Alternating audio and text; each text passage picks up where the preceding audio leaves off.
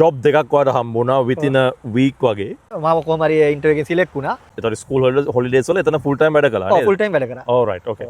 වයස කියන එක ලොකු බැරි එකක් නෙමෙයි. සමහර මෙහි 55 වෙනකන් එන්න පුළුවන්. ඒවත් මම එහෙම හිතන් ආවේ නෑ මෙහෙට එනකොට. මම ආවේ මෙහෙට එනකොට මොකක් හරි බර ජොබ් එකක් හොයා ගන්න ඕනේ කියලා. ගන්න ඕනේ කියලා. ඇත්තටම මේක ඇත්තටම හොඳ පොසිටිව් ස්ටෝරි එකක්.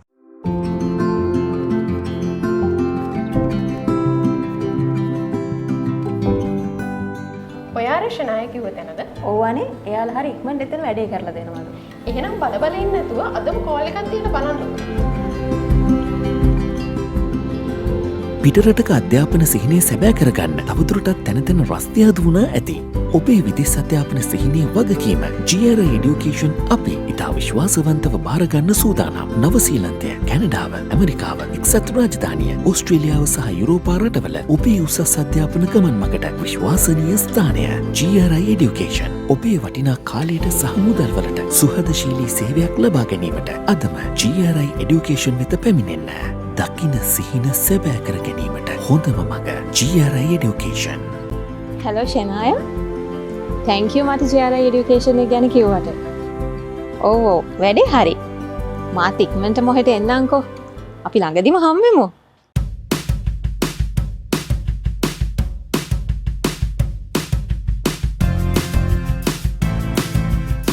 හෙලෝ කොහොමද වෙල්කම් ටු ද channel.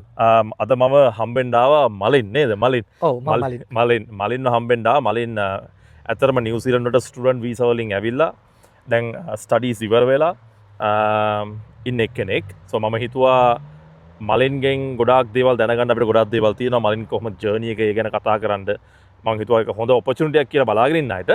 මලින් කොහොමද? ඕකේ. හමුවිම සතුටක්. සතුටක්. very good. මලින් මට අපි දැන් පොඩ්ඩක් කියමු දැන් කොච්චර කල්ද නිව්සීලන්ඩ් ඇවිල්ලා?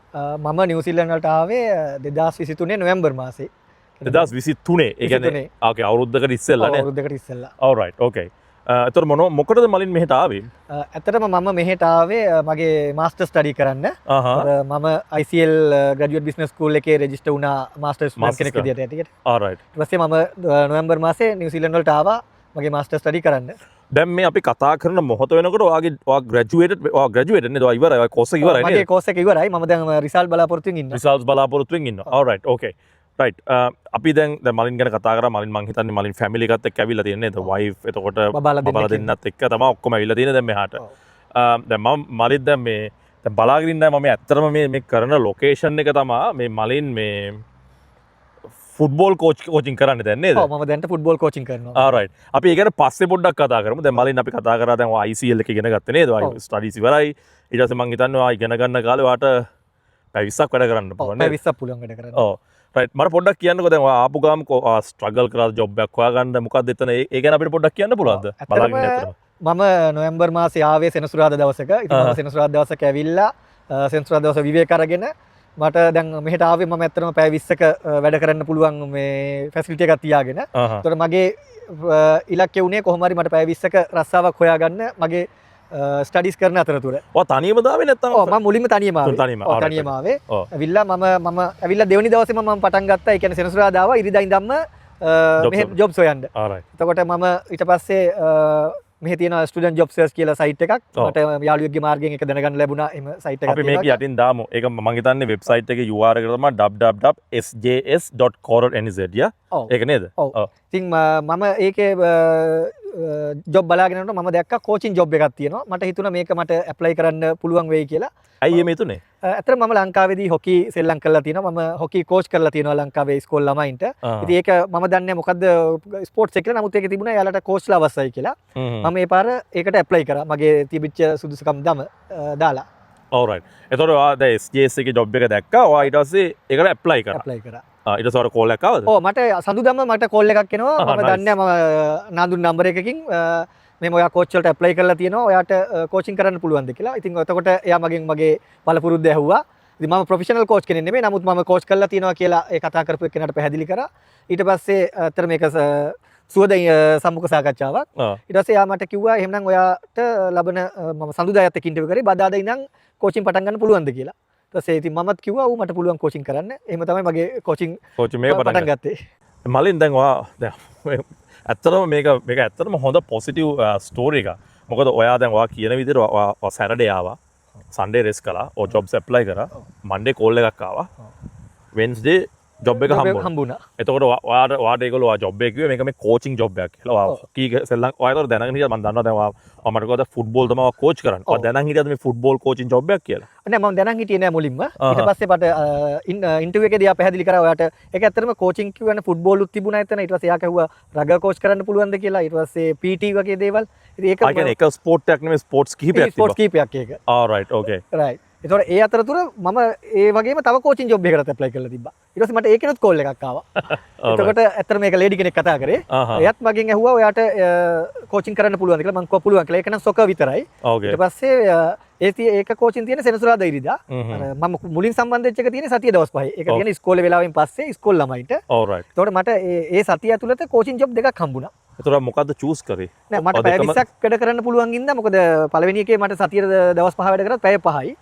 ඊළඟ හැමදාම එක පැයක් විතරයි ඔව් පැයක් තියෙන කෝචින් එක තියෙන්නේ ආෆ්ටර් ස්කූල් පැයක් තියෙනවා alright ඊට පස්සේ මම කෝචින් දෙකම පටන් ගත්තා කරන්න කෝචින් දෙකම කරන්න පටන් ගත්තා ඔව් ඒ කියන්නේ එකක් සතිය දවස්වල කරනවා අනිත් එක සෙනසුරාදා ඉඳලා එතකොට ඒක ඇත්තටම වගේ ලයින් වෙන්නද නේද වගේ ස්ටඩීස් එකත් මොකද උදේ ස්ටඩීස් වලට යනවා ඊට පස්සේ ආෆ්ටර් ස්කූල් කෝචින් වලට යනවා වීකෙන්ඩ්ස් ආයි කෝචින් කරනවා ඒක කොහොමද බැලන්ස් කරගන්නේ ඇත්තටම මගේ ලෙක්චර්ස් තිබුණේ හවස පටන් ගන්න 5ට alright ඒතකොට මම කෝචින් පටන් ගන්නවා 3ට 3 ඉඳන් 4 වෙනකන් සතිය දවස්වල කෝචින් කරනවා 4ට කෝචින් ඉවරලා 5ට යනවා ලෙක්චර්ස් වලට alright ඒක ලස්සනට වඩා නිකන් ලයින් වෙලා තියෙනවා නේද කොහොමද මේක උනේ කියලා right okay දැන් ඔයා කෝචින් වලට ගියාම මලින් දැන් ඔයාට මොන වගේ එක්ස්පීරියන්ස් එකක්ද ආවේ මොකද ඔයා ඔබ්වියස්ලි ඔයා මින්ගල් වෙනවා පේරන්ට්ස්ලත් එක්ක ස්ටුඩන්ට්ස්ලත් එක්ක අනික ආපු ගාම ඇක්සන්ට් එකත් පොඩ්ඩක් අමාරු වෙන්න ඇති නේද මේ ඒක කොහොමද ඇත්තට මේක ලොකු චැලෙන්ජ් එකක් වුණා මට මොකද අපි ඉංග්‍රීසි කතා කරාට මෙහෙට ආවහම මම ගොඩක් වෙලාවට පේරන්ට්ස්ලත් එක්ක මූව් වෙන්න වුණා මොකද ආෆ්ටර් ස්කූල් ගියාම පේරන්ට්ස්ලා තමයි ඇවිල්ලා ළමයිව අපිට බාර දෙන්නේ ඒකට අපිට පේරන්ට්ස්ලත් එක්ක කතා කරන්න වුණා ඒක ලොකු චැලෙන්ජ් එකක් වුණා මට පොඩි අපහසුතාව නමුත් එයාලා කතා කරන දේවල් වටහා ගන්න නමුත් ටිකක් වෙලා යනකොට ටිකක් දවස් යනකොට මම ඒක පුරුදු වුණා ඇත්තට මේක ලොකු ඇඩ්වාන්ටේජ් එකක් මොකද අපිට ලැන්ග්වේජ් එකත් ඔටෝමැටිකලි මේ ඉම්ප්‍රූව් වෙනවා මෙහි ඇක්සන්ට් එකට ඔව් ඒ ලැන්ග්වේජ් එක කියන්නේ අපි ලංකාවේ කොච්චර ඉංග්‍රීසි කතා කරත් මෙහෙට ආවහම ඒගොල්ලන්ගේ ඇක්සන්ට්ස් ගොඩාක් වෙනස්නේ අනික හැබැයි ඔයා ඇත්තටම මේ ගොඩක් වැඩ කරන්නේ පේරන්ට්ස් අත. ඒතකොට එක ජාතිය අය ඉන්නවා නේද?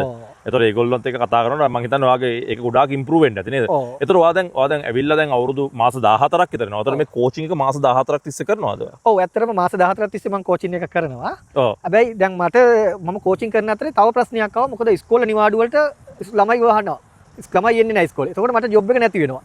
මම ඒතකොට කල්පනා කරද්දි මම ඊට පස්සේ ආයෙ මම try කරන්න ගත්තා ජොබ්ස් හොයන්න. මම ජොබ්ස් හොයනකොට ඒත් මට මාසයක් ඇතුළත වූල්වර්ත් එකේ ජොබ් එකක් හම්බුණා. ඒත් part time job එකක් වැඩ කරන්න. ඒ කියන්නේ එතකොට මම job 3කට enter වුණා පළවෙනි මාසය ඇතුළත. පළවෙනි මාසය ඇතුළත. මාසෙ complete කරන්නත් කලින් අතට මම ආවේ නොවැම්බර් 23. මට වූල්වර්ත් ඒ job එකත් හම්බුණා දෙසැම්බර් 10 වෙද්දි. එතකොට මම job 3ක් කරා එතකොට ඇවිල්ලා. ඒ කියන්නේ හැබැයි මට පැය 20යි තියෙන මම පැය 20 ඇතුළත තමයි job 3ම කරේ. job දෙකක් වර හම්බුණා within a week වගේ. ඊට පස්සේ ආයෙක කරගෙන යද්දි ඔයාට නිකන් තේරුණා school holidays වල ඔයාට job එකක් නැහැ කියලා. ඊට පස්සේ ඔයා ඊට පස්සේ jobs apply කරන්න පටන් ගත්තා. ඊට පස්සේ ඔයාට Woolworths වල job එකක් හම්බුණා. ඒක පොඩ්ඩක් අපි කියමුකෝ. ඒක අමාරු නේද හොයාගන්න? તો ඇප්ලයි කරු ගම හම්බුණාද? ඇත්තටම මම මුලින්ම ගිහිල්ලා වූල්වර්ත් එකට කතා කරා. මම නැවත හිටපු ළඟම තිබුණා වූල්වර්ත් එකක්. මම ගිහිල්ලා එයාලගේ හිටපු එතන ඇප්ලයි කරේ නෑ. ඔය එතෙන්ට ගියා. ඔව් එතෙන්ට ගියා. මොකද මම දන්නේ නෑනේ මට කවුරුත් කියලා දීලා තිබුණේ නෑ මේක ඇප්ලයි කරන විදිහක්. ඉතින් මම ගිහිල්ලා ඇහුවා කොහොමද කියලා. වේකන්සි තියෙනවද කියලා. එයාලා කිව්වා මෙන්න මේක තමයි ඔය ඇප්ලයි කරන්න ඕන පාත් එක කියලා. මට එයාලගේ වූල්වර්ත් එකට ඇප්ලයි කරන පාත් එක කියලා දුන්නා. ඒ කියන්නේ ඒගොල්ලෝ ඔයාට කිව්වා ඔයා ඇප්ලයි කරන පාත් එක කියන්නේ ඔන්ලයින් ගිහලා ඇප්ලයි කරන්නද ඒගොල්ලෝ කිව්වා? ඔන්ලයින් ගිහලා ඇප්ලයි කරන්න කිව්වා. ඊට පස්සේ මම ඒකට ඇප්ලයි කරා. ඉතින් ඇප්ලයි කරලා ඒත් මම ඇප්ලයි කරලා සතියක් යනකොට මට මිස් කෝල් එකක් තිබ්බ අතර මම දන්නේ නැහැ මිස් කෝල් එකක් තිබ්බා. මම ඊට පස්සේ මිස් කෝල් එකට කෝල් බෑක් කරාම මට ඒ කතා කරලා තිබ්බේ වූල්වර්ත් එකේ මැනේජර්. ඊට පස්සේ එයා කිව්වා ඔයා වගේ CV එක ඇවිල්ලා තියෙනවා. ඔයාට මේකේ වැඩ කරන්න පුළුවන්ද ඉන්ටර්විව් එකකට එන්න කියලා. මට ඊට පස්සේ ඉන්ටර්විව් එකට ගියා. ඉන්ටර්විව් එකේදී පස්සේ මම කොහොම හරි ඉන්ටර්විව් එකේ සිලෙක්ට් වුණා. පස්සේ මම වූල්වර්ත් එකේ වැඩ පටන් ගත්තා දෙසැම්බර් 2 වෙනි සතියේ ඉඳන්.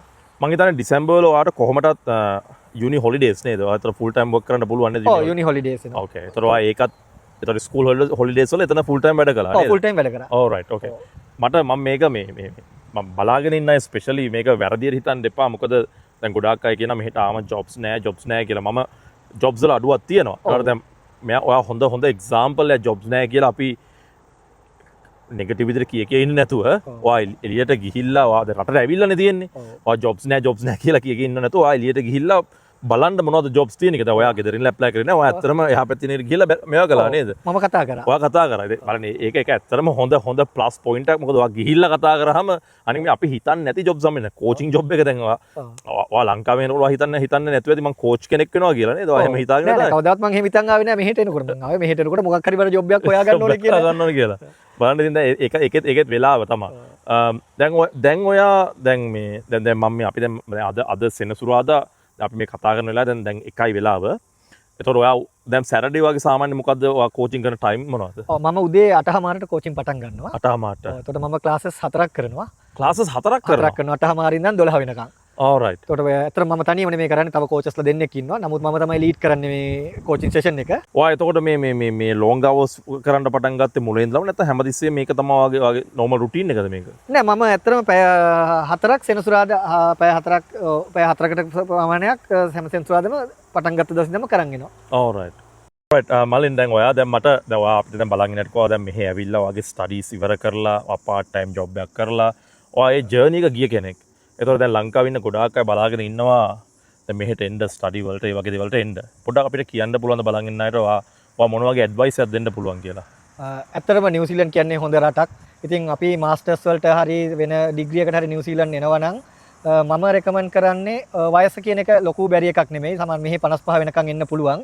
ඉතින් මුලින්ම ඒ කියන්නේ ස්ටුඩන්ට් ඉස්සෙල්ලා එනවා නම් ගොඩක් හොඳයි. මොකද එතකොට අපිට පුළුවන් මෙහි එන්වයරන්මන්ට් එකට ඇඩ්ජස්ට් වෙන්න, මෙහි තියෙන අනිත් දේවල් ගැන හොඳට අධ්‍යයනයක් කරන්න.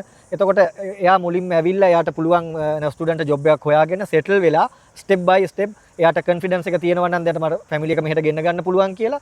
අන්න ඒ වගේ ඔප්ෂන් එකකට යනවා නම් ගොඩක් හොඳයි. මොකද මම එහෙමයි පටන් ගත්තේ. මම තනියම ආවා. ඇවිල්ලා ජොබ් එකක් හොයාගත්තා. ඊට පස්සේ මම ජොබ් එක කරනකොට මට තේරුණා දැන් මට පුළුවන් මගේ ෆැමිලි එක ගෙන්න ගත්තොත් මෙයාලත් එක්ක මෙහි ජීවත් වෙන්න. ඊට පස්සේ තමයි මම මගේ ෆැමිලි කෙන ඔයා ඇත්තටම රෙකමන්ඩ් කරන්නේ. ඇත්තට මමත් ඒක රෙකමන්ඩ් කරන දෙයක්. හැබැයි ඒක අර එන කෙනා මත තීරණය වෙනවා. ඒක totally up to you guys. but මමත් ඇත්තට රෙකමන්ඩ් කරනවා. ඒ කියන්නේ ඔයා මුලින්ම මෙහෙට ඇවිල්ලා ඔයා settle වෙලා ඊට පස්සේ ෆැමිලි එක ගෙන්න ගන්න කියන එක ගොඩාක් වැදගත් නේද? ඔව් ගොඩක් අද. ඒ වගේම තමයි ප්‍රසාද් දැන් අපි ගොඩක් වෙලාවට ලංකාවෙන් එනකොට බලාපොරොත්තු වෙනවා නිව්සීලන්ත කියන්නේ ඉංග්‍රීසි කතා කරන්න පුළුවන් රටක්. ඒකින්ද අපිට හොඳ අපි කරපු ජොබ් එකක්ම නිව්සීලන්ත වල හම්බ වෙයි කියලා. නමුත් ඒක ගොඩාක් කලාතුරකින් එහෙම වෙන්නේ. නමුත් අපි මෙන්ටලි එක හදන් එන්න ඕනේ. අපි මොකක් හරි හම්බ වෙන ජොබ් එකක් මෙහෙ කරනවා කියලා. මොකද මගේ ටාගට් එක උනේ මට එක සතියක්වත් අපත යවන්න ඕනේ නැහැ කියන එක. ඉතින් මම try කරා මොකක් හරි ජොබ් එකක් මෙහෙන් හොයාගන්න. එතකොට මට හම්බ වෙන ජොබ් එකෙන් මම satisfied වෙලා ඒක මම කරගෙන ගියා. සමහරු නැත්තම් සමහරු ඇවිල්ලා මෙහෙට බලාපොරොත්තු වෙනවා තමයි ලංකාවේ කරපු ජොබ් එකම මේ හොයන්නේ. ඉතින් එතකොට තව මාස දෙකක් විතර යනවා එයාට ජොබ් එකට හොයාගන්න. එතකොට තව මාස දෙකක් අපරාධයා මෙහි කාලේ නාස්ති කරනවා. කාලේ නාස්ති කරනවා. මම අනිත් එක ඔයා දැන් ඔයා නිකන් හිටියේ නෑනේ බලන්න ඔයා ඇවිල්ලා ආපු ගම ජොබ්ස් හම්බ වුණා, කෝචින් හම්බ වුණා. so ඔයා බැලුවා ඔයාට මේ ස්කූල් හොලිඩේ වල ජොබ් එකක් නැහැ කියලා. ඔයාට ගිහිල්ලා ඔයා ගෙදරින් ඉඳලා නිකන් ඇප්ලයි කරලා බලනවා ගිහිල්ලා අහලා තමයි ඇප්ලයි කරේත් නේද? ඔව් ඇත්තටම එහෙමයි. මම නැවතලා හිටපු තැනින් එළියට ගිහිල්ලා බැලුවා ඒ අවට තිබුච්ච සුපර් මාකට් ඇත්තටම එකකට නෙමෙයි සෑහෙන ප්‍රමාණයකට ගියා. නමුත් ගිහිල්ලා අන්තිමට මට වූල්වර්ත් එකකිනුත් කතා කරාම එයාලා මට මේකට ඇප්ලයි කරන්න විදිය කිව්වා. ඉතින් මට කොහොම හරි සති දෙකක් වගේ යනකොට වූල්වර්ත් එකකිනුත් හම්බුණා. හැබැයි මම වූල්වර්ත් විතරක් ගියේ නෑ. මොකද වටේම තිබ්බ හැම සුපර් මාකට් එකකටම ගිහිල්ලා මම කතා කරා. ඕකේ.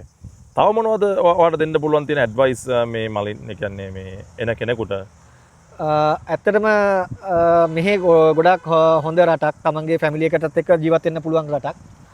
ඉතින් අපි මෙහෙට ඇවිල්ලා නිකන් ඉන්නේ නැතුව පුළුවන් තරම් අනිත් එක තමයි තමාරු හිතන් ඉන්නවා යාළුවන්ට කිව්වහම ජොබ් හම්බ වෙයි කියලා. ඉතින් එහෙම හම්බ වෙන්නේ නැහැ. මොකද යාළුවන්ට කරන්න පුළුවන් දේවල් ගොඩක් අඩුයි මේ. ඉතින් අපිම මහන්සි වෙලා අපේ මෙන්ටලි එක හදාගත්තොත් අපි මොකක් හරි ජොබ් එකක් කරනවා කියලා යාළුවන්ට හරි කතා කරලා ජොබ් එකක් ඉතින් තමන් try කරොත් අනිවාර්යෙන් ජොබ් එකක් හොයාගන්න පුළුවන්. නෙට්වර්ක් එකක් තියාගන්න එක හොඳයි. හැබැයි අර සමහරලාට යාළුවාටත් ජොබ් එකක් නැතුව යාළුවට කිව්වට කියලා එහෙම ජොබ් එකක් හොයාගන්න පොඩ්ඩක් අමාරුයි නේද? අමාරුයි. ඔව්. ඉතින් ඒකින්ද තමන්ගේ කැපවීමයි තමන්ගේ ඇටිටියුඩ් එක අනිවාර්යෙන්ම වෙනස් කරගෙන ආවොත් මම මොකක් හරි ජොබ් එකක් කළා මෙහි මම සෙටල් වෙනවා කියලා අනිවාර්යෙන් අපිට ජොබ් එකක් හොයාගන්න අපහසු වෙන්නේ නැහැ. හොගන්න.